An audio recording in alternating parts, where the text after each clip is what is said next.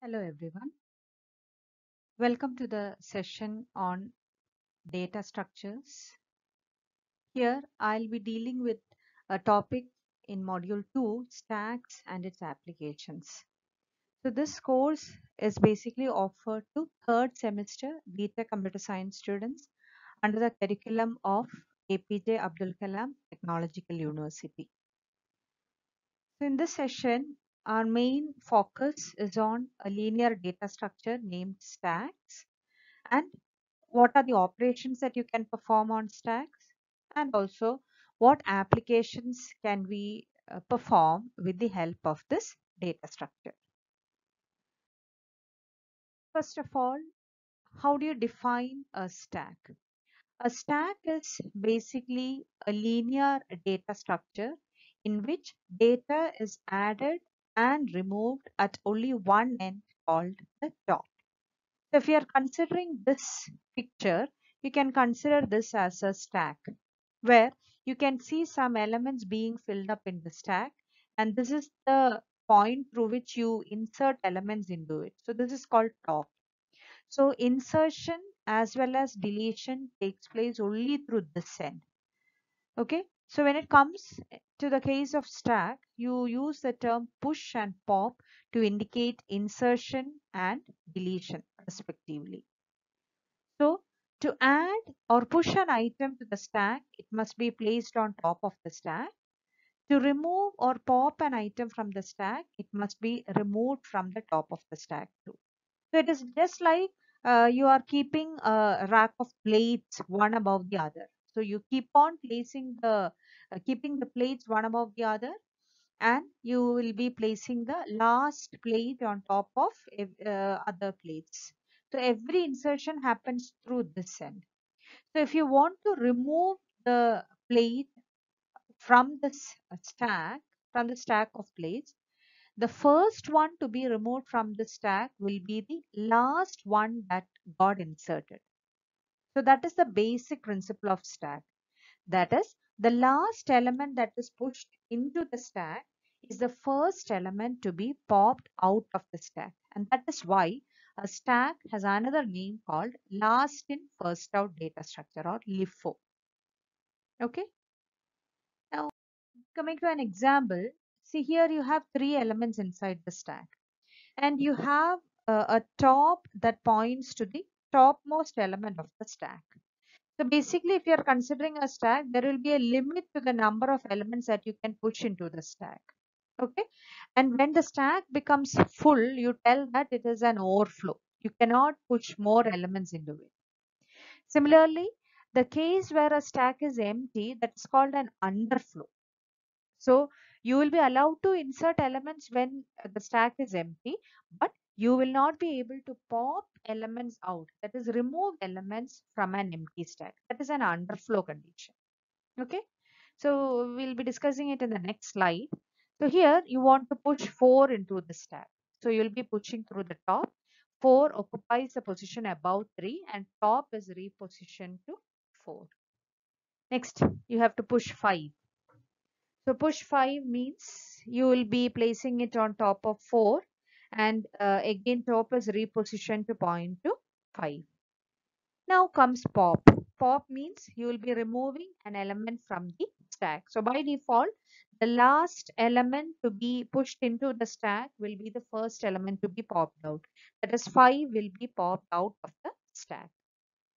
5 is popped out. So 4 is the topmost element now. Again, if you call a pop operation on the stack, you can see that 4 is removed and 3 is the topmost element. Again, when you are calling pop, 3 will be removed from the top, and the only two elements left are 1 and 2. Okay. So these are the basic operations. So a review of the operations that you can perform on the stack. You can basically push, that is push an item into the stack. Pop, remove the topmost element from the stack. Peep is finding the ith element of the stack. Peek is it returns the topmost element of the stack. And you have two conditions: is empty, it checks whether the stack is empty, and is full, it checks whether the stack is full.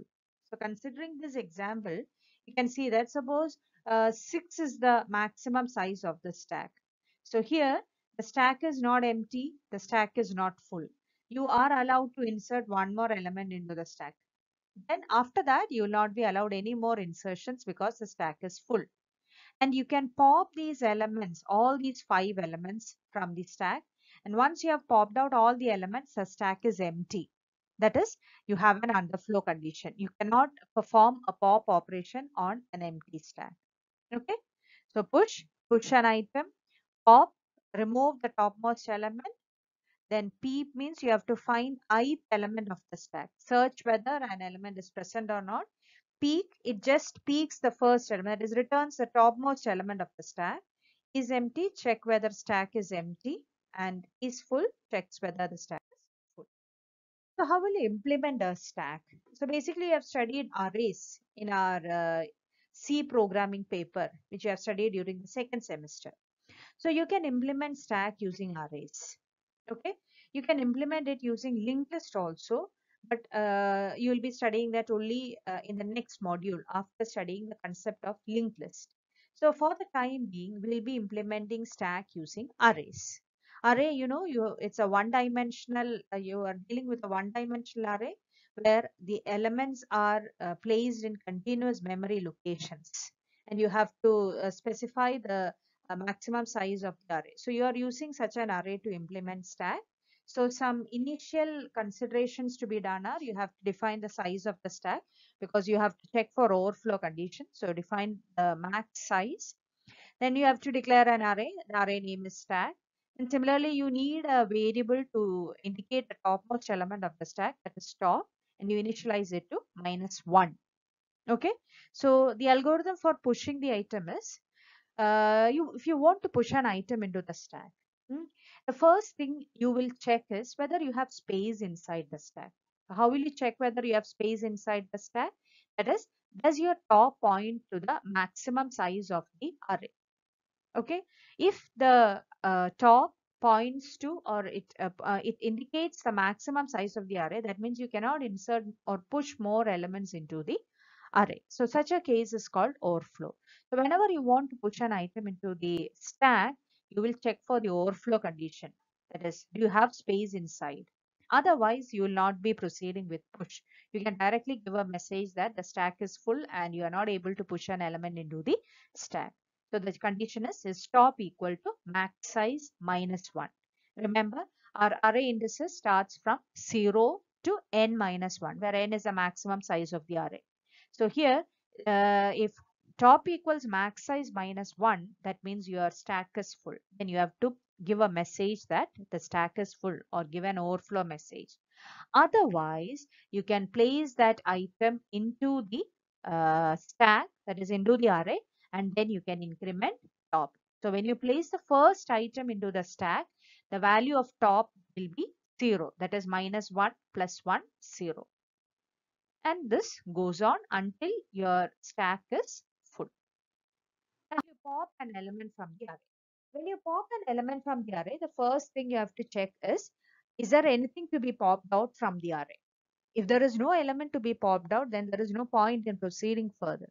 So the condition for underflow or to check whether the stack is empty is top equal to -1. That is the initial condition. So if the value of top equals -1, that means the stack is empty. So there is no point in trying to pop out an element from an empty stack. So you can directly give a message, stack is empty. Otherwise, you can return the topmost element from the stack because it's a matter of deleting the element, and you can decrement the value of top by 1. That is stack of top minus minus. Peek, it returns the topmost element of the stack. Peep is you will be giving a position of that element to be searched, and based on that you will be trying to search that element from the stack. So these are the basic operations, very simple operations that you can perform using an array. So you probably have to do this as part of your lab corresponding to this course. Okay. Now coming to the applications of stack. What do you mean by an application? Application means which all places do you make use of this data structure. So the speciality of this data structure is here Insertion and deletion takes place through one end. And since you are doing in such a manner, the last element to be inserted into the stack will be the first one to be removed from the stack. So there are many cases where you want this order to be preserved. So in whichever scenario you want that order to be followed, you make use of this stack data structure. So in this course, you will be mainly discussing about three applications of stack. One is infix expression to postfix expression conversion, postfix evaluation, and the third one is check for balanced parenthesis. Basically, three places where you make use of stack to implement these functions. First, infix to postfix conversion. So first thing you have to notice, what do you mean by a postfix expression? So we are very much familiar with infix expression. What do you mean by an infix expression? See, 2 plus 2 can be considered as an infix expression because the operator, that is this plus, lies in between these two operands. So it's called an infix expression.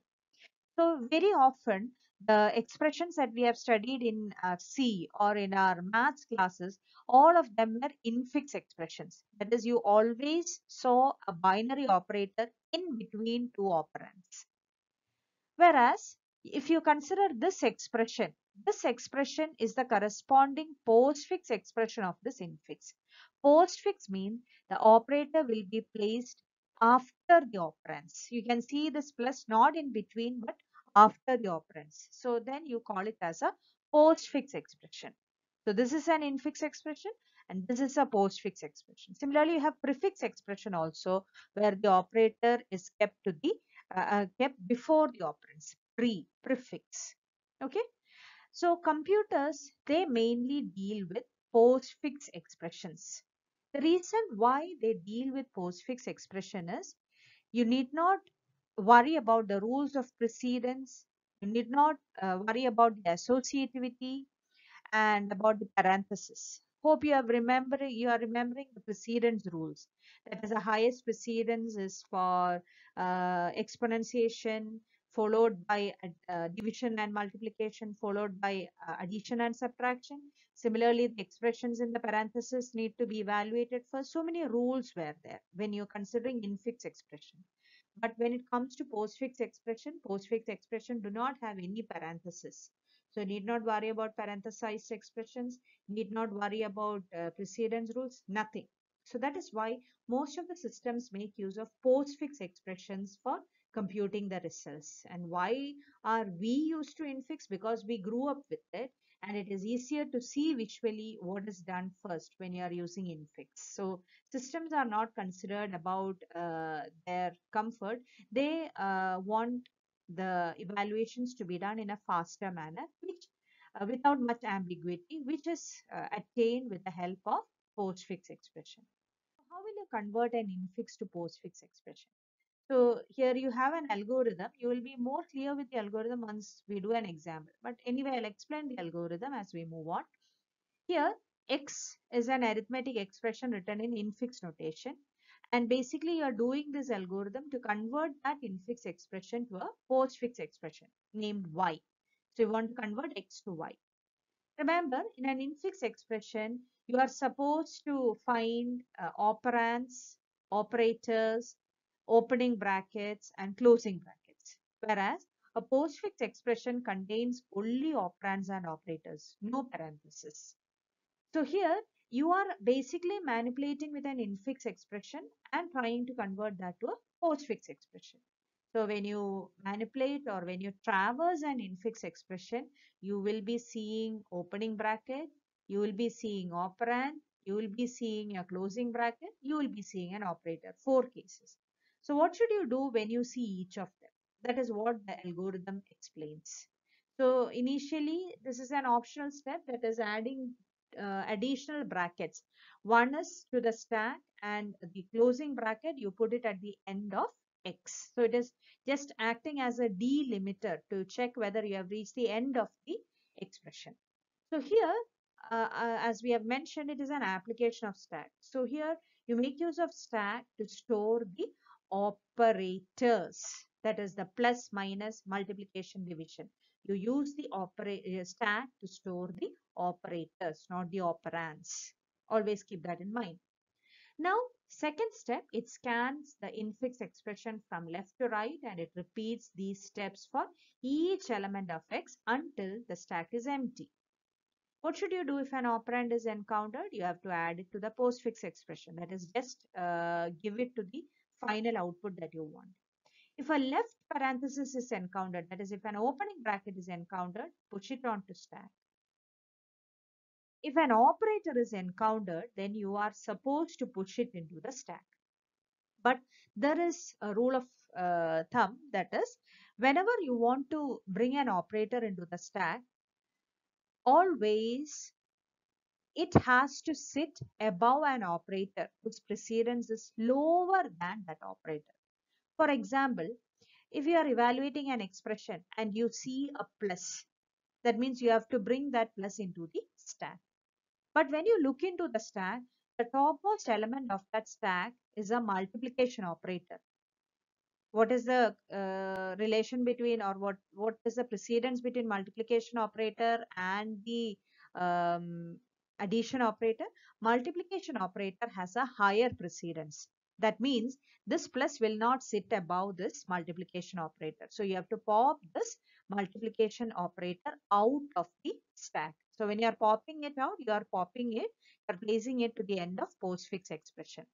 Again, you check whether the whoever is sitting on top of the stack, there are only chances of operators as well as opening brackets to be present in the stack. Okay.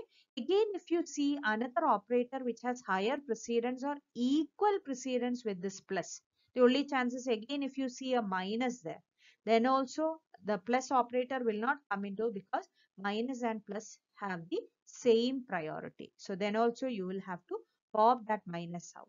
So plus will get into only if it can find an operator of lower precedence than itself. That is mentioned in this. Repeatedly pop from stack and add to y, which is a postfix expression.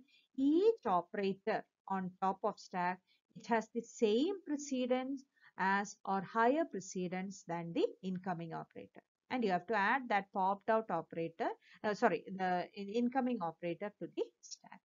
So what should you do when an operand is found, when an opening bracket is found, when an operator is found? Again, if a right parenthesis is encountered. If a right parenthesis is encountered, then you have to continuously pop the elements from the stack until you find its corresponding opening bracket. And once you find that opening bracket, just remove that opening bracket from the stack and continue with the expression. This is a basic algorithm. So here, I'll show you an example of how it works. See, I have an infix expression here, which is our x. I want to convert it to y, our postfix expression. Look here, I can see an opening bracket, that is a left parenthesis. I can see operands, I can see operators, I can see a closing bracket or a right parenthesis. So what should I do when I find all these things? So here, I'm not adding those extra brackets. Step number 1, I'm just giving the basic steps. So look here, I'm seeing an opening bracket, push it into the stack. I'm seeing an operand, I am moving it to the postfix expression. I'm seeing a plus, I want to push it into the stack, no problem, because you have an opening bracket which is having the least priority. Again, I see the next one, B postfix. Again, I want to push minus into the stack, because whenever I see an operator, I have to push it into the stack. Okay, but when I am trying to come inside the stack or place this minus inside the stack, look at the operator who sits on top of the stack. It is plus. It is having an equal precedence with minus. What should you do? You should pop this plus out and place it here. And again, you check, is there any other operator who is having equal or greater precedence? Then if it finds that everything is fine, then minus will get inside. So within a split second, everything will happen. See, plus moved out and minus got it. Got it? Again, you see C here. C moves to the postfix expression. When you see a closing bracket, you will pop all the elements from the stack until you see an opening bracket. And you just discard this opening bracket. That's what is happening. Just minus is moved out, moved to the postfix, closing bracket and opening bracket are removed. Again, star, push it into the stack, D, go to the postfix expression. Again, you see a minus, and minus wants to come in. Look at the topmost element of the stack, it is star, which is having a higher precedence than minus. Oh, things are bad. So you will have to pop the element out of the stack and you have to bring it in. Fine.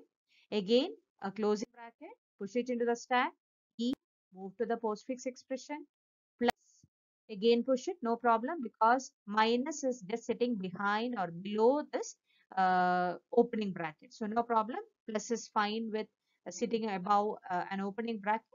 Next is F.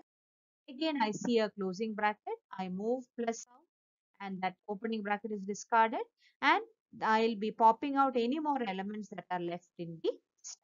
So I have the stack empty and I have my postfix expression ready here.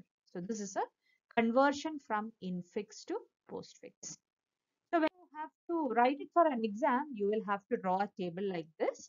Say you have an infix expression like this and you want to convert it to a postfix, you will be drawing 3 columns, where in the first column you will be telling what all tokens you are reading, that is each character. You are reading A and you have to directly give it to the postfix, fine. Next is an operator, so you have to push it into the stack. Okay, so here from it is shown from left to right, so it is indicating bottom to top. So whichever is in this side, that indicates the top. Again B, so A B, again star, that means star should come here, but slash is already sitting here, which is having equal precedence, so pop it out. So the steps that we have shown or that we have seen before, it is actually represented as a table, and this is what you have to write when you are given a question for your exam. So when you are looking this, these rules are followed. Okay, so just go through the algorithm very well. It's very important. The second application is, how do you evaluate a postfix expression? That is, given an expression, a numerical expression in postfix form, how will you get the final answer? When you have infix expression based on the precedence rules, based on the parentheses, everything, you will be evaluating a result without any ambiguity. So how are you going to evaluate a postfix? So first we'll be seeing a manual evaluation based on these rules. You go from left to right. If you see an operator, apply it to the previous 2 operands. So here numbers, we are intending numbers, and proceed with. So an example is, I have a postfix expression here. Okay, towards the end I'll show you the infix expression corresponding to this. So how did you get this postfix from that infix? You can apply your algorithm that we have studied so that you get an idea of what has happened. So according to this algorithm, what we do is we keep on moving from left to right. You see a number, fine. You see a next number, fine, no problem. You see a third number, fine. But whenever you see an operator, then you have to take the previous 2 operands and apply this operator between them, and you will get the result. Again, you proceed further. This rule has to be followed. Whenever you see an operator, then you have to apply that to the previous 2 operands. So finally, you will be getting one answer. So just have a look at how we do this manually. Look, 10 and 4. So 10 into 4 is 40. And again, you move further. You're moving from left to right. So 40, next is 5, it's fine. Next, you see an operator, slash. Suddenly, what do you have to do? You have to apply the slash to 40 and 5. That is 40 by 5, you get 8. Again, you proceed further, 8. Again, you see a plus. That is, look at this case. You have 2, 8, and a plus. So you apply this plus to 8 and 2, you get 10. Fine. Again, you proceed further. You see 9, no problem. You see 3, no problem. Minus. Suddenly, you apply this minus to 9 and 3. 9 minus 3 gives you 6. So now you have at hand 10, 6, and minus. The last operator, you apply it to 10 and 6. 10 minus 6, 4. This is the answer, or this is how you evaluate a postfix expression manually, by hand. So this was the equivalent infix expression. We have converted this infix expression to postfix expression using our stack. So if you had this infix expression with you, very easily you could have got the answer 4, right? Because you know the precedence rule, you know the associativity, you can directly apply that and get the answer 4. But given an expression like this, without any parenthesis, without any concern about the rules, you are not concerned which has to be applied first. You just move blankly blindly from left to right, and then whenever you see an operator, you apply it just to the previous two operands and proceed further. So this is easy for a computer, and the stack helps you or helps the system to perform this operation. So look at the algorithm for postfix evaluation using stack. Okay, so here just correct this as postfix evaluation, not conversion. So here what you do is, the algorithm, what it does is, you will be adding a delimiter to the postfix expression. Then you read the postfix expression from left to right until this closing bracket is encountered. And if an operand is encountered, push it into stack. So here I'll tell you one thing. See, in the case of infix to postfix conversion, actually the stack was used to store the operators. But when it comes to postfix evaluation, the stack is used to store the operands or the numbers. That is a major difference between infix to postfix conversion and postfix evaluation. So if an operator is encountered, if an operand is encountered, push it into stack. If an operator is encountered, then you have to pop two elements. And while popping, you have to maintain the order. What is the importance of maintaining the order?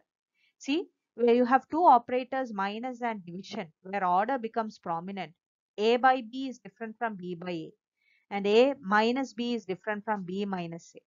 Whereas multiplication and addition does not have a problem because A plus B and B plus A is same. Similarly, A into B and B into A gives you the same result.